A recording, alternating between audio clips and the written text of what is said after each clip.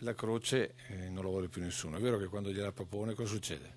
Allora, il mio cliente generalmente arretra come di fronte a un demone, quindi proprio la crisi dei valori religiosi, dei simboli che le accompagnano è fortissima e molto evidente. Questa è la testimonianza di Titi Modolo, che con la famiglia da oltre 60 anni vive in mezzo a bomboniere, statuine del presepe ed altri simboli religiosi.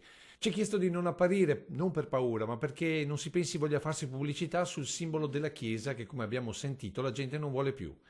Ci si battezza, si fa la prima comunione, la cresima, ci si sposa, ma nelle bomboniere e negli altri oggetti a ricordo di quei momenti, per carità, niente croci. No, la croce non la vuole più nessuno perché evidentemente rappresenta qualcosa di pesante e di scomodo da sopportare. Meglio cuoricini, stelline, fate e maghetti per le bomboniere, ci fa vedere Titi Modolo, ma niente croci, che per qualcuno sarebbero addirittura simbolo di sventura.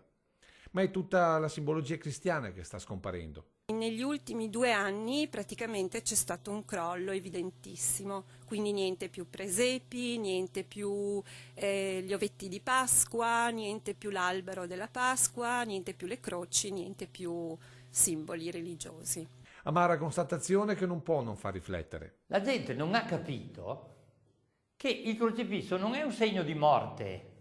La gente ha paura della morte, ha paura di tutto ciò che è dolore, sofferenza, morte. È angosciata. Così si tende a cancellare tutti i simboli che richiamano l'inevitabilità della nostra esistenza. Non è di moda perché le persone sono ignoranti nella fede. E una testimonianza di questa ignoranza ce la riporta la stessa negoziante. Cos'è che va per la maggiore? L'albero della vita. E purtroppo la cosa buffa è che l'albero della vita è proprio la croce di Cristo. La morte è il grande tabù. Non c'è più quello del sesso adesso, c'è quello della morte.